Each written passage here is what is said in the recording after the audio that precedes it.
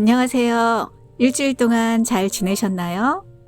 오늘 날씨가 많이 춥다고 해서 걱정을 했었는데 추운 대신 또 따뜻한 햇빛을 주신 주님의 은혜로 안식일을 준비하면서 마음이 많이 기쁘고 설레었습니다. 여러분은 어떤 마음으로 안식일을 맞으셨나요? 이 시간 걱정과 근심 다 내려놓고 주님이 주시는 따뜻한 온기를 느끼는 귀한 찬양의 시간 가졌으면 좋겠습니다. 다 같이 376장 주가 주신 약속 위에 굳게 서를 함께 부르시겠습니다.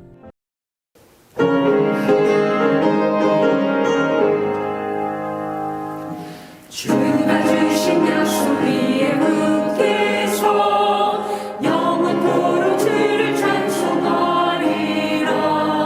소리 높여 주께 영광 돌리며 약속 믿고 굳게 서리라. 굳게 서리 영원하신 말씀 위에 굳게 서리.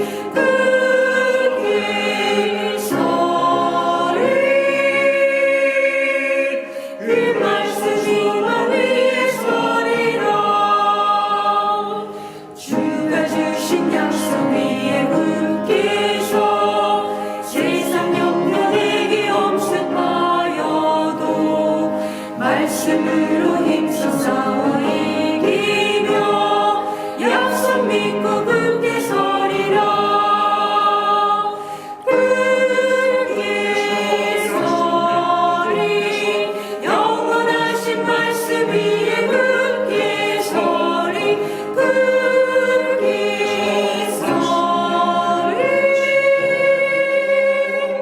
그 말씀 소망 위에 서리라.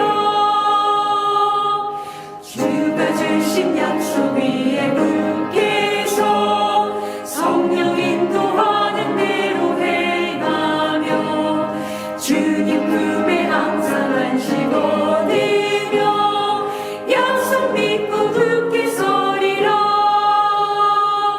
굳게 서리 영원하신 말씀 위에 굳게 서리. 굳게 서리 그 말씀 소망 위에 서리라. 다음 찬미는 171장 예수는 나의 힘이요를 힘차게 부르시겠습니다.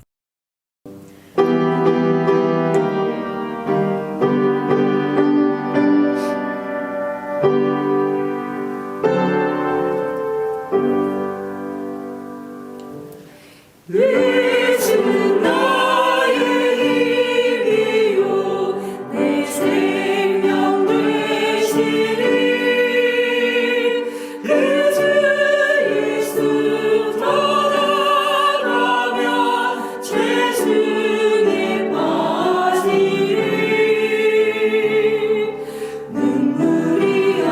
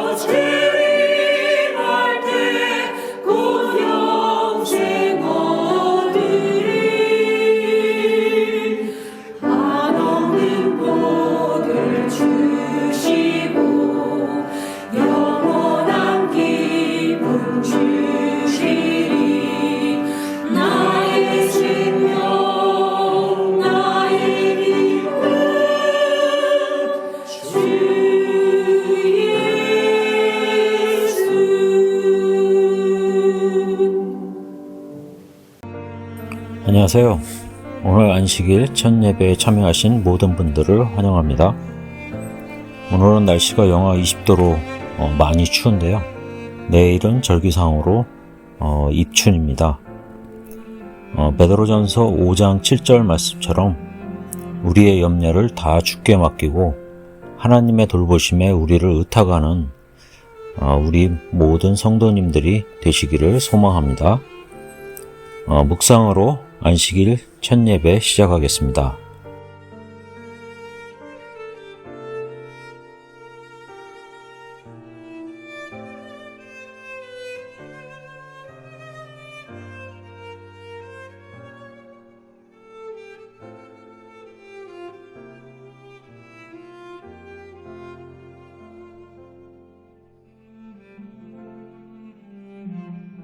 첫 찬미 598장 주 맡기신 일을 마치고를 힘차게 부르시겠습니다.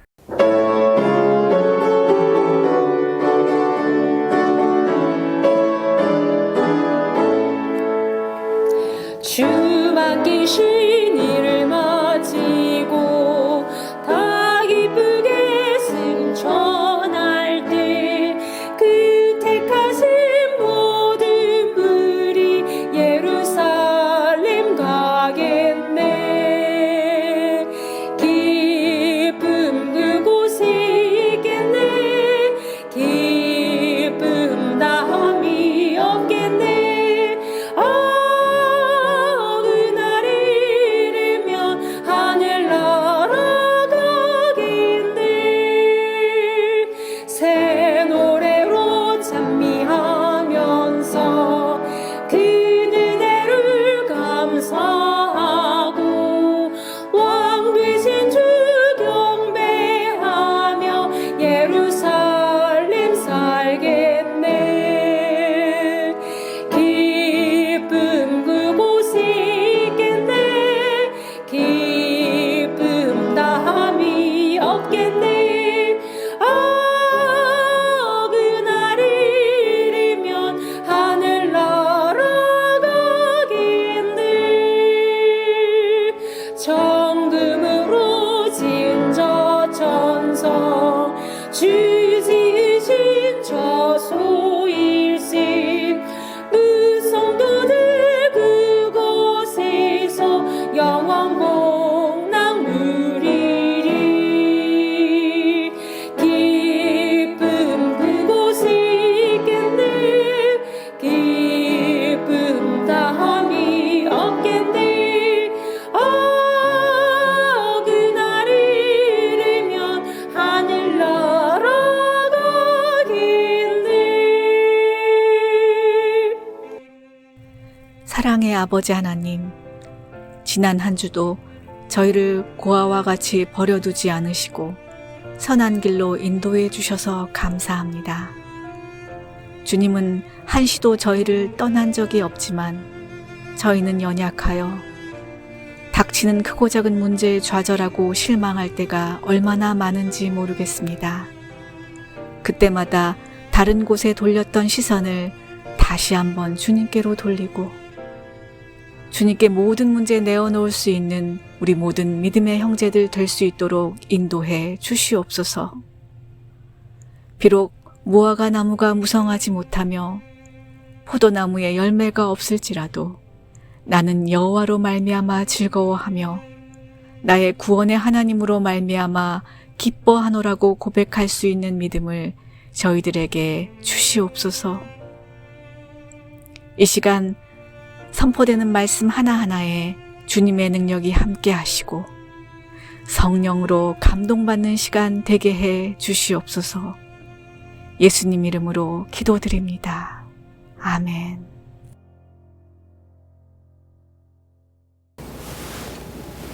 평안하셨습니까?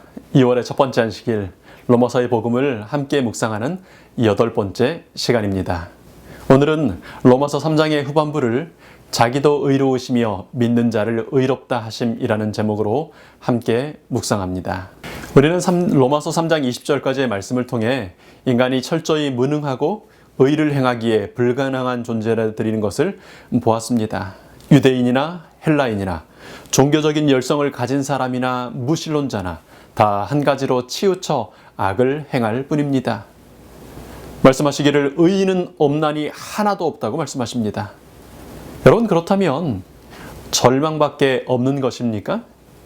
네, 사람 자체로는 사실 이미 소망이 없다고 선고되었습니다.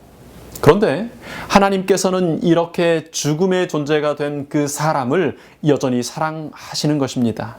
그래서 율법 외에 다른 방법을 준비하셨습니다. 우리 로마 3장 21절 말씀 읽습니다. 이제는 율법 외에 하나님의 한 의가 나타났으니 율법과 선지자들에게 증거를 받은 것이라. 곧 예수 그리스도를 믿음으로 말미암아 모든 믿는 자에게 미치는 하나님의 의인이 차별이 없느니라. 이제 우리가 오늘 함께 묵상하게 될 11구절, 3장 21절부터 31절의 말씀은 로마서의 핵심이며 요약입니다. 오늘 우리가 살피는 말씀에 대한 예증과 또 확대하는 설명이 이제 그 이후로 나올 로마서의 나머지 내용들인 것입니다. 이 11구절은 로마서의 핵심일 뿐 아니라 하나님께서 바울을 통해 주신 복음의 핵심이기도 합니다. 바울 신학의 주요한 단어들이 이 11구절에 다 들어가 있는 것을 우리는 확인하게 되는 것입니다. 율법으로는 의롭게 될 수 없는 사람이 하나님의 준비하신 율법 외에 다른 한 의를 통하여 의롭게 될 수 있는 것입니다. 이것은 신약시대에 새롭게 처음 나타난 것이 아닙니다. 복음서의 그리스도의 예수님은 율법과 선지자들을 통하여 이미 증명되고 선포되어 왔습니다. 여기 율법에 또 한 가지 내용이 나오는데요.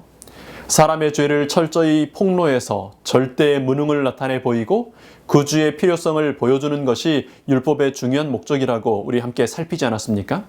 그런데 이제 율법은 죄를 지적해내는 기능뿐 아니라 그 죄인들을 구원하기 위한 하나님의 방법을 포함하고 있다는 것입니다. 그 율법과 선지자들에게 증거를 받아온 이미 오래전부터 약속되고 알려진 하나님의 다른 한 의가 나타났습니다. 무엇이라고 되어 있습니까? 22절에요. 예수 그리스도를 믿음으로 말미암아 모든 믿는 사람에게 미치는 하나님의 의입니다. 예수님을 믿는 것이 어떻게 믿는 사람들을 의롭게 할 수 있을까? 이어진 23절요. 모든 사람이 죄를 범하였음에 하나님의 영광에 이르지 못하더니 그리스도 예수님 안에 있는 구속으로 말미암아 하나님의 은혜로 값없이 의롭다 하심을 얻은 자 되었느니라.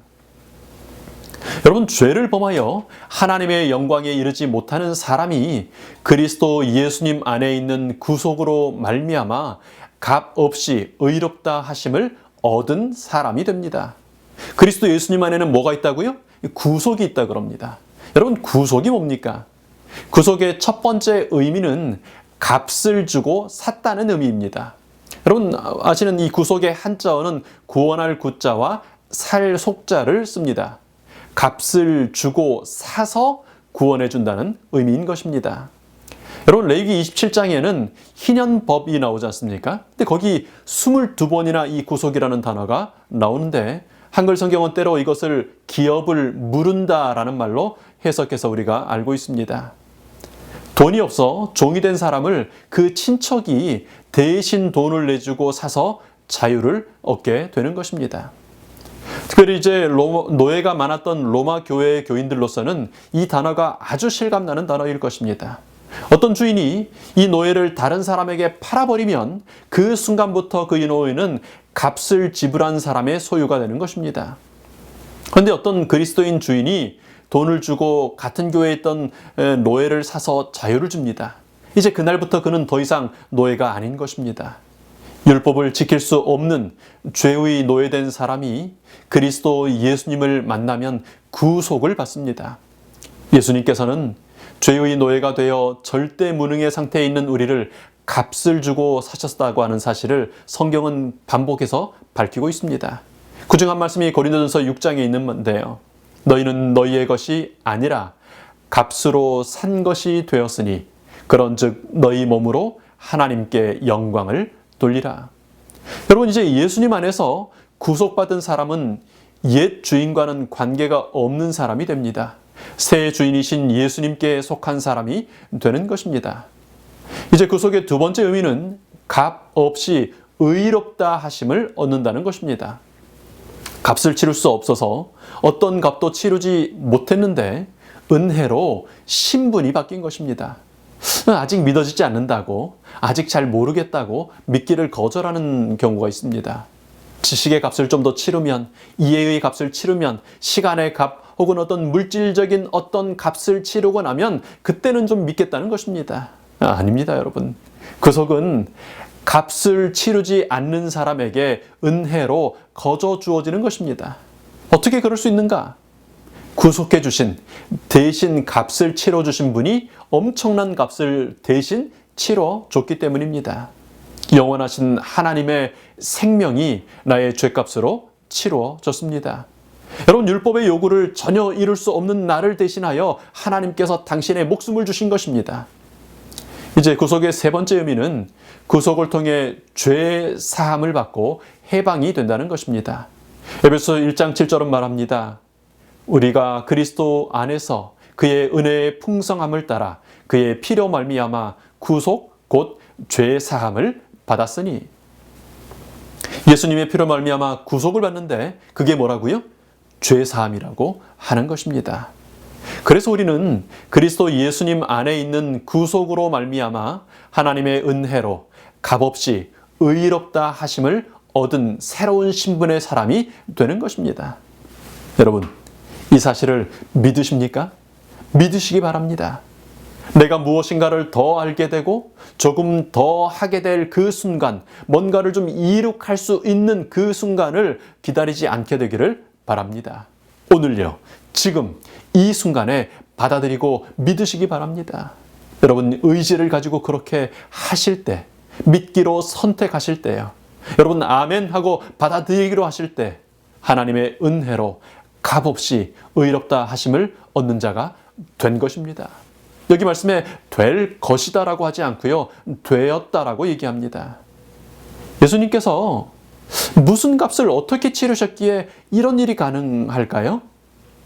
그에 이제 더 자세한 설명을 하는 중에 구속을 위해 치르신 예수님의 값을 이렇게 설명합니다. 로마서 5장 8절이죠.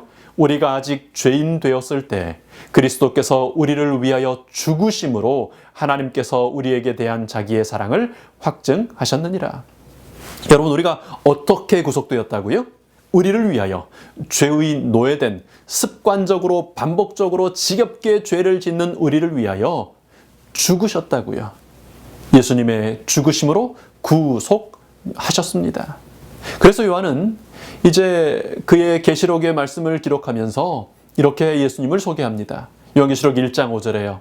우리를 사랑하사 그의 피로 우리 죄에서 우리를 해방하시고, 우리를 사랑하사 그의 피로 우리 죄에서 우리를 해방하셨습니다. 누가 그랬다고요? 예수님께서요. 여러분의 노력이 아닙니다. 여러분의 지식과 이해가 아닙니다. 조금 더 밝아진 여러분의 이해가 아니고요, 조금 더 갖추어진 여러분의 자격의 이야기가 아닙니다.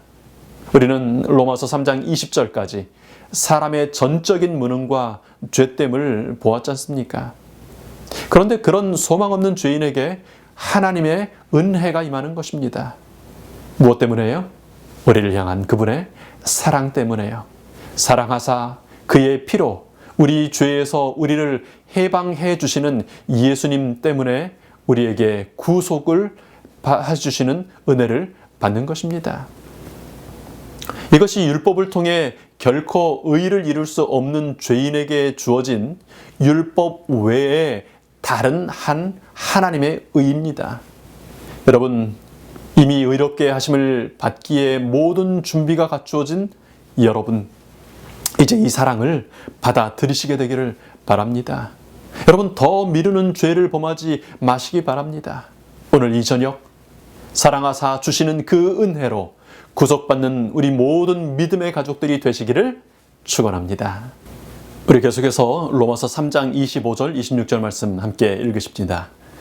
이 예수를 하나님이 그의 피로 인하여 믿음으로 말미암는 화목 제물로 세우셨으니 이는 하나님께서 길이 참으시는 중에 전에 지은 죄를 간과하심으로 자기의 의로우심을 나타내려 하심이니 곧 이때 자기의 의로우심을 나타내사 자기도 의로우시며 또한 예수님 믿는 자를 의롭다 하려 하심이니라.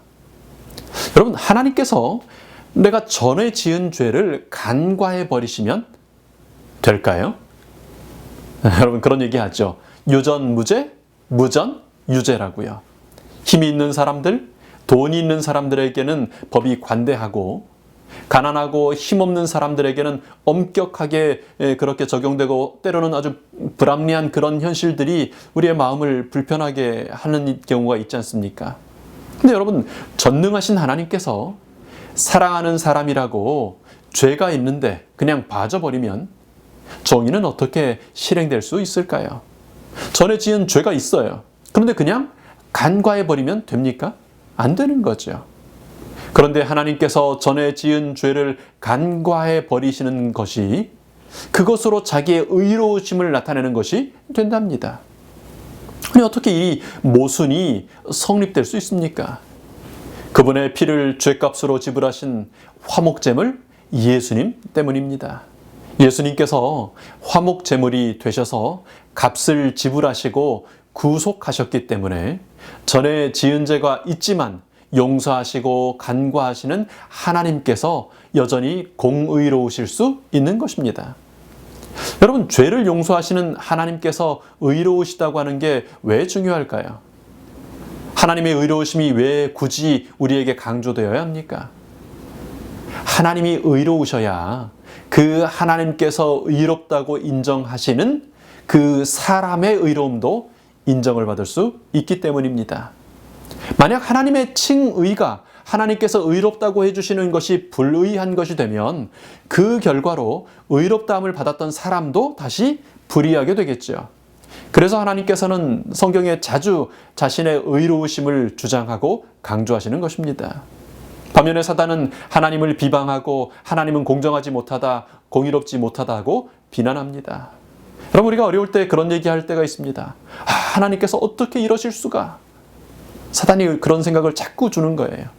하나님의 의가 무너지면 사람이 구속받아 의롭게 될 유일한 소망이 사라질 수밖에 없거든요. 그러나 하나님께서는 아들을 화목제물로 보내시고 그 핏값으로 정당하게 우리를 사셨습니다. 여러분, 그래서 우리 이렇게 고백하게 되는 것입니다. 우리 27절 말씀입니다. 그런즉 자랑할 때가 있느뇨? 있을 수가 없느니라. 무슨 법으로냐? 행위로냐? 아니라 오직 믿음의 법으로니라.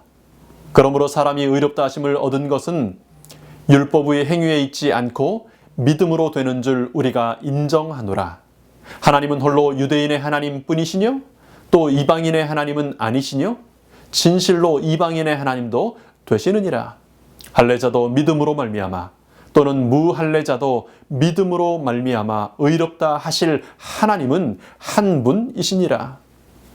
여러분, 그래서 이제 우리 이렇게 당당하게 선언할 수 있게 되는 것입니다. 여러분, 로마서 8장에 이런 말씀이 있습니다. 그러므로 이제 그리스도 예수님 안에 있는 자에게는 결코 정죄함이 없나니 그런즉 이 일에 대하여 우리가 무슨 말을 하리요? 만일 하나님이 우리를 위하시면 누가 우리를 대적하리요? 자기 아들을 아끼지 아니하시고 우리 모든 사람을 위하여 내어주시니가 어찌 그 아들과 함께 모든 것을 우리에게 은사로 주지 아니하시겠느냐? 누가 능히 하나님의 택하신 자들을 송사하리요? 의롭다 하신 이는 하나님이시니 누가 정죄하리요? 죽으실 뿐 아니라 다시 살아나신 이는 그리스도 예수시니 그는 하나님 우편에 계신 자요 우리를 위하여 간구하시는 자신이라. 여러분, 하나님께서 의롭다고 인정해 주시는 여러분의 부르심과 택하심을 여러분 보시기 바랍니다. 하나님께서 여러분을 사랑하십니다. 이미 그 넉넉한 구속으로 여러분을 구원하셨습니다. 그러니 여러분, 이제 그리스도 예수님 안에 거하시게 되기를 바랍니다. 여러분, 결코 정죄함이 흔들 수 없습니다. 하나님의 의가 있기 때문입니다. 그 하나님의 의 안에서 자유함을 누리는 하나님의 자녀들로 사시게 되기를 축원합니다. 여러분, 그러니 얼마나 감사합니까? 여러분 얼마나 좋습니까? 아무 가치도 없어요. 아무런 가능성도 없어요. 그런 나를 그렇게 사랑하셔서 구속하신 하나님의 사랑에 감사하지 않을 수 있겠습니까? 여러분이 안식일 얼마나 행복하십니까? 얼마나 좋은지 모릅니다. 이 저녁, 바로 이 순간, 이전에 여러분 어떤 신앙을 했던 어떤 삶을 살았던 상관없이 이 순간 그렇게 나를 구속하신 예수님을 믿기만 하면 우리는 화목제물 예수님께서 이미 이루신 그 구속을 받을 수 있는 것입니다. 그러니 이제 우리 율법 아래에 있지 않고 믿음 안에서 살게 됩니다. 그래서 많은 그리스도인들이 또 혹은 신학자들이 이 아름다운 사실을 생각하면서 이제 율법의 시대는 끝이 났고 은혜의 시대가 왔다고 주장합니다. 바울은 분명하게 율법 외의 하나님의 한 의가 나타났다고 주장했지 않습니까? 사람이 의롭다 하심을 얻는 것은 뭐로 된다고요? 율법의 행위에 있지 않고 믿음으로 되는 것이라고요. 그러니 이제 율법은 필요가 없다고들 생각하고 주장합니다. 그럴까요? 바울은 당연히 나올 수 있는 이 질문을 스스로 던지면서 우리에게 답을 줍니다. 이제 오늘 본문의 마지막 말씀 31절 말씀입니다. 그런즉 우리가 믿음으로 말미암아 율법을 폐하느뇨? 그럴 수 없느니라. 도리어 율법을 굳게 세우느니라. 여러분, 예수님께서 십자가에서 죽으신 이유가 뭡니까? 굳이 하나님께서 사람이 되시고 사람 가운데 오셔서 사람으로 사셨던 이유가 뭡니까? 뭘 위해서였어요?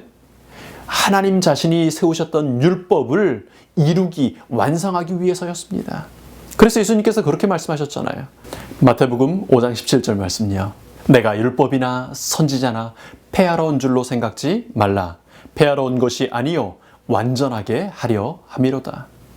여러분, 천지가 없어지기 전에는 율법의 1.1획이라도 없어지지 아니겠다고 또 말씀하셨습니다. 믿음으로 구속함을 받는다는 말은 이제 율법이 필요 없다는 것이 아닙니다. 믿음으로 구속이 필요한 이유는 율법을 존중하고 그 율법을 오히려 잘 지키기 위한 것입니다. 그래서 율법은 폐하는 것이 아니라 도리어 굳게 세우는 것입니다. 여러분, 예수님께서 왜 십자가에 죽으셨다고요?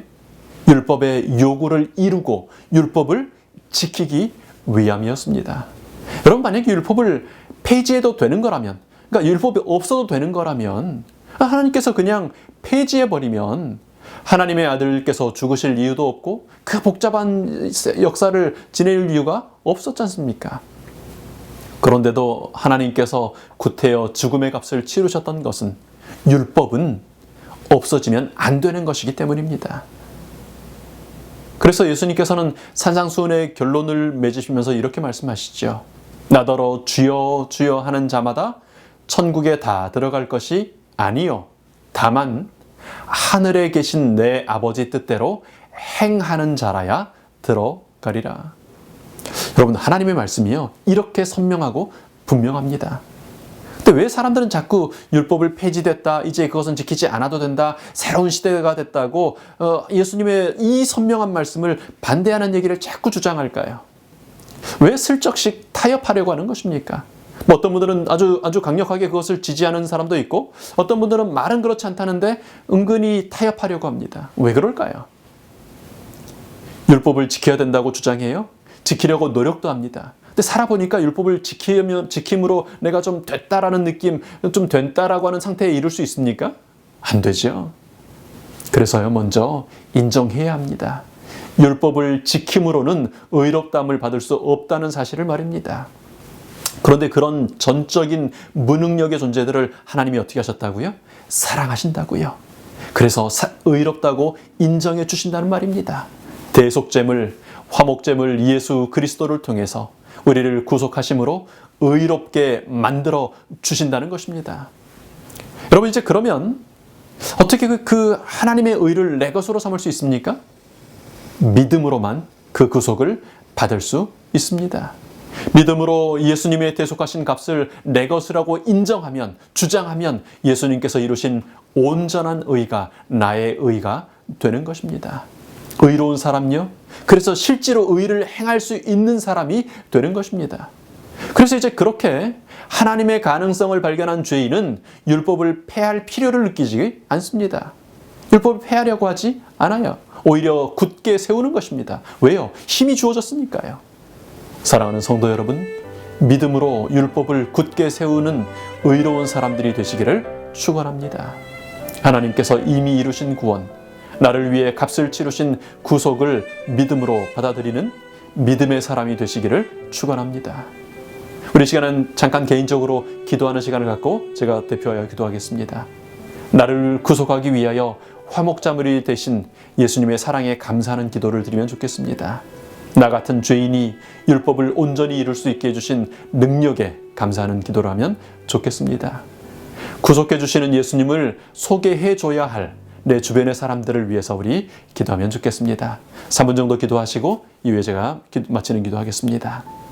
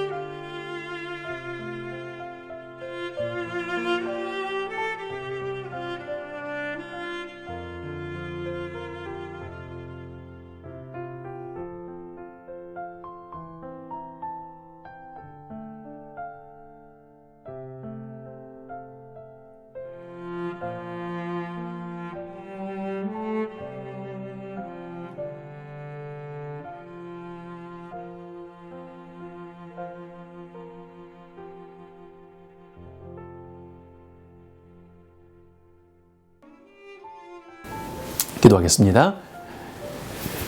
아버지 하나님, 저희들을 사랑해 주셔서 감사합니다. 저희들을 향하신 그 예수님의 은혜를 인하여 감사합니다. 이 저녁 이제 주님 주신 이 약속을 인하여 저희들 구속하심 받기를 원하고 또 그렇게 예수님께서 우리를 구속해 주심을 고백했습니다. 하나님, 저희의 드렸던 기도를 기억하시고 받아 주시옵소서. 예수님께서 저희에게 그런 구속을 주셨사오니 저희도 그 구속을 받아들이도록 인도하여 주시옵소서. 감사드리며 고마우신 예수님 이름으로 기도합니다.